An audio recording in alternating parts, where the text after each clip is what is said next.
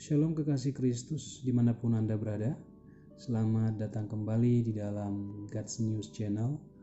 Senang sekali saya Elfrianto bisa menyapa sahabat-sahabat dimanapun Anda berada. Dan harapan saya tentunya sahabat semua ada dalam kondisi yang terbaik. Baik, mari kita siapkan hati kita untuk mendengarkan kebenaran firman Tuhan. Dan terlebih dahulu mari kita sama-sama berdoa. Tuhan, kami datang mengucap syukur kembali di hadapan-Mu ya Bapa pada kesempatan ini Tuhan. Terima kasih untuk kasih setia Tuhan yang tidak pernah berhenti dalam kehidupan kami. Kami boleh ada sampai hari ini, kami mengakui semua karena kasih dan kemurahan Tuhan dalam kehidupan kami. Kami bersama-sama menyiapkan hati kami untuk mendengarkan kebenaran-Mu. Kiranya Roh Kudus menolong kami untuk dapat menyiapkan hati kami agar kami dapat mengerti, memahami apa yang menjadi kehendak Tuhan melalui kebenaran firman Tuhan pada saat ini. Di dalam nama Tuhan Yesus Kristus kami berdoa, kami siap menyambut firman. Amin. Baik kekasih Tuhan, kita akan buka di dalam Matius pasal yang ke-20 ayat yang ke-26 sampai dengan ayat yang ke-28. Firman Tuhan berkata, "Tidaklah demikian di antara kamu. Barang siapa ingin menjadi besar di antara kamu, hendaklah ia menjadi pelayanmu. Dan barang siapa ingin menjadi terkemuka di antara kamu, hendaklah ia menjadi hambamu. Sama seperti anak manusia datang bukan untuk dilayani, melainkan untuk melayani dan untuk memberikan nyawanya menjadi tebusan bagi banyak orang." Nah, kekasih Tuhan, sebagai makhluk sosial kita seringkali diperhadapkan pada hal-hal yang bersifat egosentris. Hal-hal yang senantiasa berfokus pada kepentingan diri sendiri, ya. Misalnya ingin dihormati, ingin dihargai, bahkan juga ingin diperlakukan dengan spesial, dilayani dan lain sebagainya. Menjadi besar dan terhormat adalah keinginan dan kerinduan banyak orang. Dan tentunya hal itu bukan merupakan hal yang salah. Sebab memang setiap kita sebagai orang percaya diciptakan untuk menjadi orang-orang yang hebat, yang bukan saja untuk sebuah gelar kehormatan, namun yang bisa mempengaruhi kehidupan orang lain.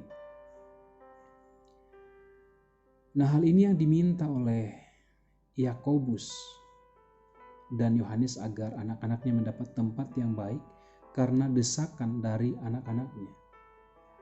Pada ayat-ayat sebelumnya saudara akan menemukan bagaimana desakan daripada anak-anak Yakobus dan juga Yohanes supaya mereka mempertanyakan kepada Yesus, siapakah yang terbesar di antara mereka.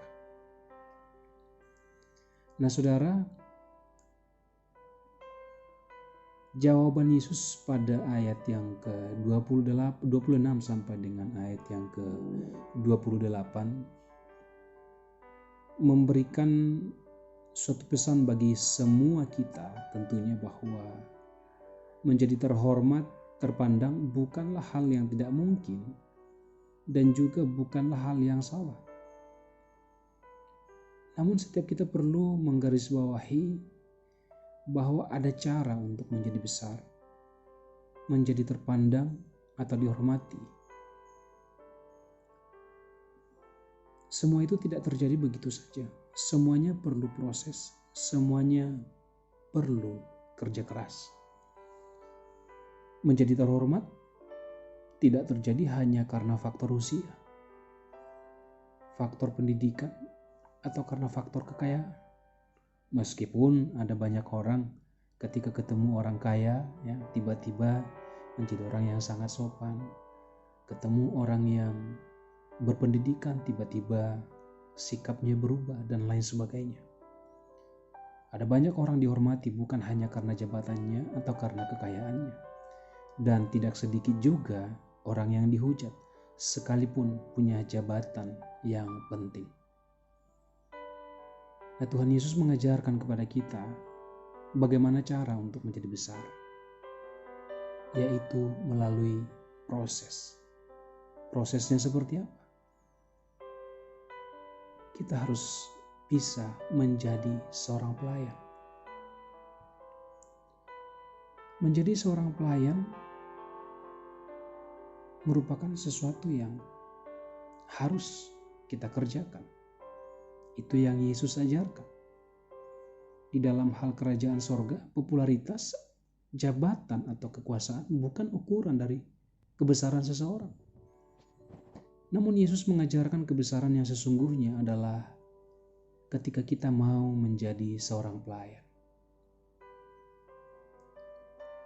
Dunia ini mengukur kebesaran seseorang dan keberadaannya dari jabatan, dari pengaruhnya yang seringkali digunakan untuk menguasai dan mengontrol orang lain.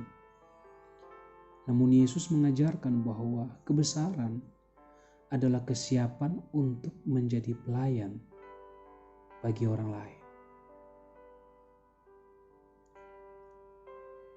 Tidaklah demikian di antara kamu. Barang siapa ingin menjadi besar di antara kamu, hendaklah ia menjadi pelayanmu. Jadi untuk menjadi seorang yang terhormat, terpandang, atau yang terbesar, maka kita harus menyiapkan diri kita untuk menjadi seorang pelayan. Dan yang berikut,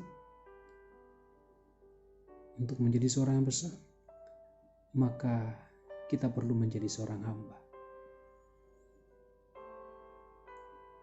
Makanya para pendeta seringkali disebut sebagai hamba-hamba Tuhan. Ya, kata hamba di dalam Alkitab memiliki banyak makna. Namun ada pengertian paling dalam tentang hamba, yakni orang-orang yang mengabdikan diri karena telah dibeli dengan harga yang telah lunas dibayar. Atau dengan kata lain, orang yang sudah kehilangan hak. Jadi hamba pada hakikatnya bukan hanya berbicara para pelayan-pelayan Tuhan, para pendeta dan lain sebagainya. Tetapi hamba berbicara setiap kita sebagai orang-orang yang telah ditebus dari dosa. Kita memang sudah merdeka dari dosa. Namun kita perlu ingat bahwa kita berhutang sama Tuhan. Itu sebabnya kita perlu menghambakan diri kepada Tuhan. Menjadi hamba artinya kita perlu meletakkan gengsi dan berlaku seperti seorang hamba.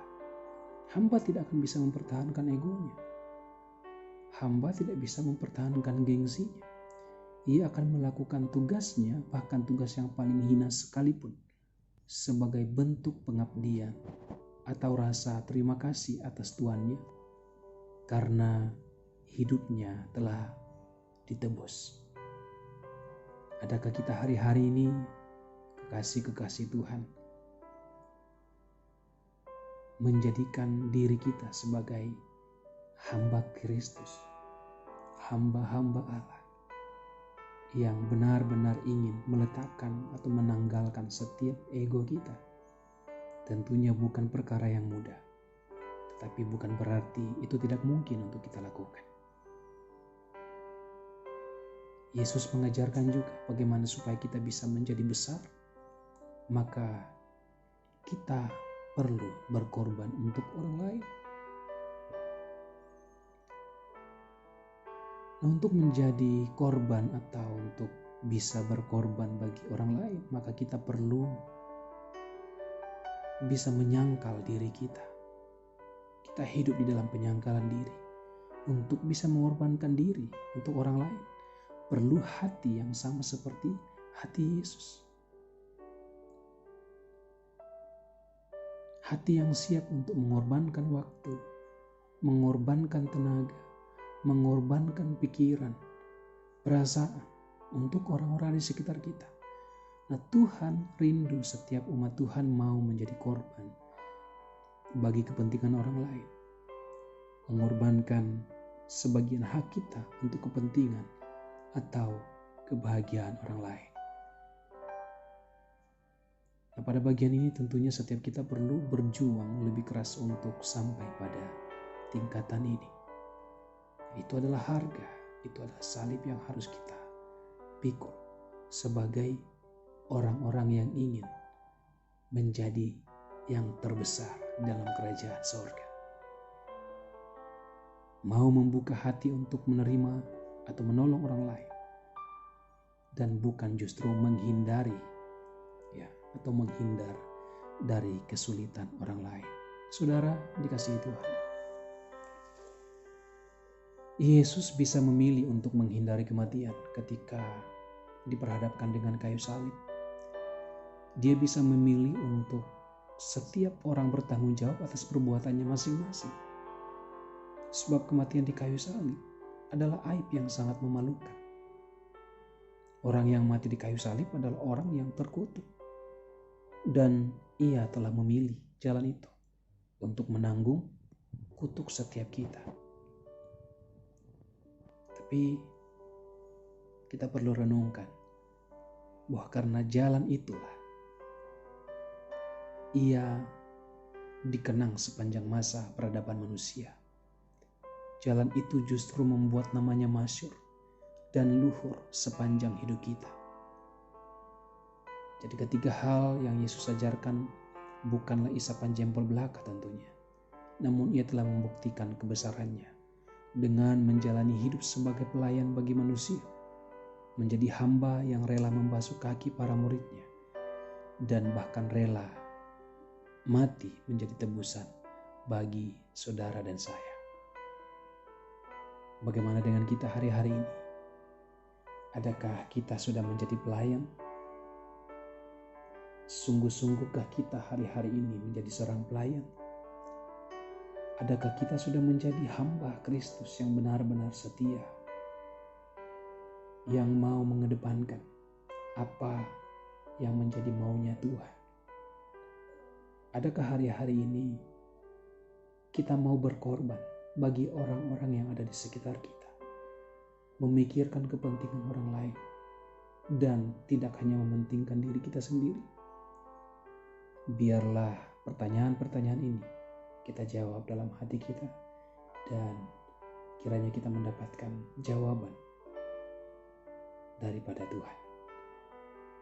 Biarlah kiranya renungan yang singkat ini boleh menguatkan, boleh meneguhkan setiap kita, bahkan memperbaiki setiap hal yang masih kurang dari kehidupan kita hari-hari ini. Tuhan Yesus memberkati. Mari kita berdoa. Bapa yang baik, kami bersyukur buat renungan kebenaran-Mu yang telah kami dengar, telah kami pelajari bersama-sama. Terima kasih Tuhan Yesus, Engkau yang senantiasa mengajarkan kami, Engkau yang senantiasa mengingatkan kami Tuhan, bahwa kehidupan kami bukanlah untuk diri kami sendiri, tetapi hidup kami adalah untuk hidup bagi orang lain. Biarlah hari-hari ini kami tidak sibuk memikirkan apa yang menjadi kepentingan kami, apa yang menjadi keinginan kami, tetapi ajar kami untuk senantiasa melibatkan orang lain di dalam kehidupan kami. Di dalam apa yang kami kerjakan ada nama-nama orang yang mungkin memerlukan Tuhan, yang mungkin punya kebutuhan yang perlu untuk kami jawab. Terima kasih untuk kebenaran-Mu. Tuntun kami hari lepas hari agar kami boleh hidup sesuai dengan kebenaran-Mu. Berkati para sahabat-sahabat Allah, sahabat-sahabat Kristus dimanapun berada yang mendengarkan renungan ini. Kiranya mereka diberkati, kiranya mereka dikuatkan, dan kiranya mereka senantiasa ada dalam penyertaan dan perlindungan kasih Tuhan. Terima kasih Bapa. Di dalam nama Tuhan Yesus Kristus kami berdoa dan bersyukur. Amin. Baik kekasih Kristus, demikianlah renungan kita pada kesempatan kali ini.